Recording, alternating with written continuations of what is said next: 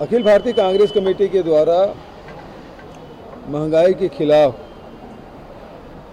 ऐतिहासिक रैली जयपुर में आयोजित की गई थी, जिसमें श्रीमती सोनिया गांधी जी, राहुल जी, प्रियंका जी, खड़गे जी, अधीर रंजन जी, के वेणुगोपाल जी और सहित सभी राष्ट्रीय नेता वहाँ उपस्थित थे और लाखों की भीड़ वहाँ थी। इस बात का परिचायक है कि देश में महंगाई एक बड़ी समस्या के रूप में सामने आई है और इससे हर परिवार प्रभावित है और पीड़ित है। पहले तो दिल्ली में इस रैली को आयोजित होना था, लेकिन केंद्र सरकार ने वहाँ स्थान नहीं दिया, इस कारण से वो जयपुर में आयोजित की गई। और मैं समझता हूँ कि बहुत दिनों अरसे बाद एक बड़ी रैली का आयोजन हुआ है और पूरे देश भर के राजस्थान के लोग तो थे ही, पड़ोसी राज्यों से भी लोग आए थे, छत्तीसगढ़ के लोग भी बड़ी संख्या में गए थे, तो पूरे देश के प्रतिनिधि वहाँ उपस्थित हुए थे। तो जहाँ महंगाई से लोग परेशान हैं, चाहे पेट्रोल हो, डीजल हो, चाहे खाने के तेल हो, चाहे रसोई गैस हो, इन सब पदार्थों की जो मूल्य वृद्धि हुई है, इससे लोग परेशान हैं। देखिए, भारतीय जनता पार्टी का जो आइडियोलॉजी है वो आयातित है।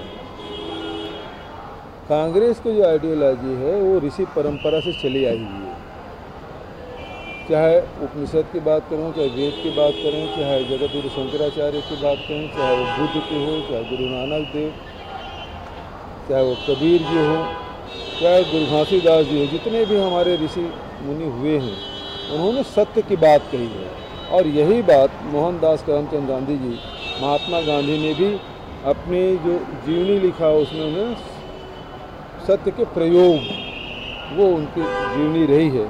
तो सत्य की खोज निरंतर भारतवर्ष में होता रहा है हजारों साल से।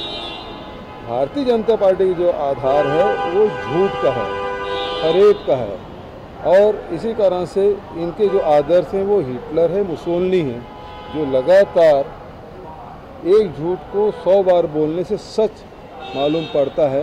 तो इसी आधार पे पूरे देश में ये बरगलाने का काम, बहकाने का काम करते रहें।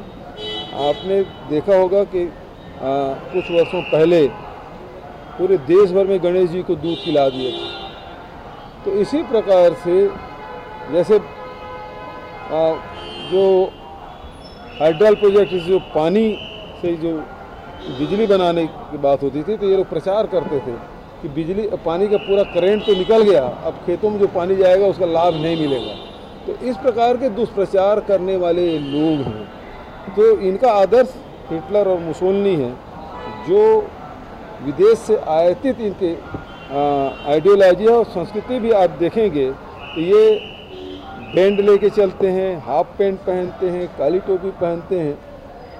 ये भारतीय परिधान नहीं है और वो उसी से प्रेरित हैं और उसी के आधार पे काम करते हैं। मैं तो पहले ही कहता था कि इस प्रदेश में यदि नाखुश है तो भारतीय जनता पार्टी के लोग ही हैं।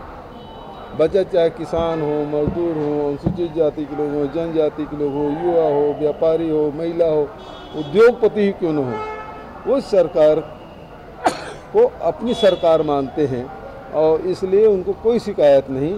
शिकायत केवल भारतीय जनता पार्टी को, क्योंकि उनके पास अब कोई मुद्दा रहा नहीं, तो वो उसी बीच में हमेशा खेलेंगे, जो चाहे वो धर्मांतरण का हो, चाहे सांप्रदायिकता का हो। देखिए, जहाँ तक कि यूनिफॉर्म बनाने की बात है तो वो तो बुनकरों को दिया जाता रहा है, वो उसमें कोई परिवर्तन हुआ नहीं। रेडी टू ईट में लगभग 1900 शिकायतें हुई, जो अधिकांश सही पाए गए, गुणवत्ता विहीन थे। और भारतीय जनता पार्टी शासित राज्यों में भी इस प्रकार के निर्णय बदले गए हैं और उन्होंने इस प्रकार की व्यवस्था की है। तो इनके पास, अब मैंने पहले ही कहा, इनके पास कोई मुद्दे नहीं है, तो इसी प्रकार की बात करेंगे। धन्यवाद।